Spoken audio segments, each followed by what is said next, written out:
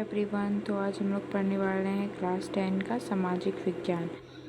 तो first topic जो आता है अभी हम लोग नोट्स के हिसाब से पढ़ेंगे। राष्ट्रवाद किसी भी राष्ट्र के सदस्यों में एक साझा पहचान को बढ़ावा देने वाली जो विचारधारा होती है उसे ही हम राष्ट्रवाद कहते हैं। राष्ट्रवाद की भावना को जड़ जमाने में राष्ट्रीय ध्वज, राष्ट्रीय प्रतीक, राष्ट्रीय गान आदि की महत्वपूर्ण भूमिका होती है। यूरोप में राष्ट्रवाद का उदय कैसे हुआ? तो 19वीं सदी के मध्य के पहले यूरोपीय देश उस रूप में नहीं थे जिस रूप में उन्हें हम आज जानते हैं। यूरोप के विभिन्न क्षेत्रों पर विभिन्न प्रकार की वंशानुगत साम्राज्यों का राज हुआ करता था। ये सभी राजतांत्रिक शासकों के थे जिन्हें अपनी प्रजा पर पूरा नियंत्रण हुआ करता था। उस काल में तकनीकी में कई ऐसे बदलाव हुए जिनके कारण समाज में आए बदलाव ने राष्ट्रवाद की भावना को जन्म दिया। सन 1789 में शुरू होने वाली जो फ्रांस की क्रांति थी उसके साथ ही नए राष्ट्रों का भी निर्माण की प्रक्रिया जो थी वो शुरू हो गई थी। लेकिन इस नई विचारधारा को जड़ जमाने में लगभग 100 साल लग गए। इसको जो पूरे इनके हुआ तो इसमें 100 साल लग गए इसको अपनी पहचान इसमें जड़ जमाने में। इसकी परिणति के रूप में फ्रांस का एक प्रजातांत्रिक देश के रूप में गठन हुआ। यहाँ पे प्रजातांत्रिक देश फिर गठन हुआ। यही सिलसिला यूरोप के अन्य भागों में भी चलने लगा और 20वीं सदी की शुरुआत आते आते विश्व में कई भागों में आधुनिक प्रजातांत्रिक व्यवस्था की स्थापना हुई। और फ्रांसीसी क्रांति जो है ना ये राष्ट्रवाद की पहली अभिव्यक्ति है। तो फ्रांसीसी क्रांति के कारण फ्रांस की राजनीति और संविधान में कई बदलाव आए।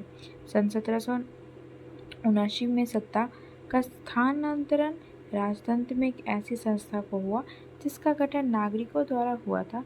उसके बाद ऐसा माना जाने लगा कि फ्रांस के लोग ही आगे से अपने देश का भविष्य तय करेंगे।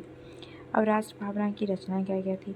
तो क्रांतिकारी लोगों ने एक साझा पहचान की भावना स्थापित हुई करने के लिए कई कदम उठाए। उनमें से कुछ निम्नलिखित हैं। एक पितृभूमि और उसके नागरिकों की भावना का प्रचार जिससे एक ऐसे समाज की अवधारणा को बल मिले जिसमें लोगों के संविधान में समान अधिकार प्राप्त हो। राजसी प्रतीक को हटाकर एक नए फ्रांसीसी झंडे का इस्तेमाल किया गया जो तिरंगा था। स्टेट जनरल की सक्रिय नागरिकों द्वारा चुना गया और उसका नाम बदलकर नेशनल असेंबली कर दिया गया। राष्ट्र के नाम पर नए स्तुति गीत बनाए गए और शपथ लिए गए। शहीदों को नमन किया गया। एक केंद्रीय प्रशासनिक व्यवस्था बनाई गई जिसमें सभी नागरिकों के लिए एक जैसी नियम बनाए। फ्रांस के भूभाग में प्रचलित कस्टम ड्यूटी का समाप्त किया गया। भार और मापन की एक मानक पद्धति अपनाई गई। क्षेत्रीय भाषाओं को नेपथ्य के में धकेला गया और फ्रेंच भाषा को राष्ट्र की आम भाषा के रूप में बढ़ावा दिया गया।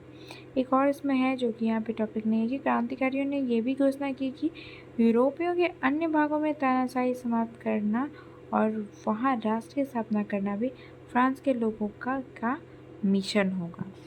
यही था कुछ यूरोप के राष्ट्रवाद का उदय के कुछ टॉपिक। ओके, मिलते हैं अब नेक्स्ट वीडियो में। Thank you.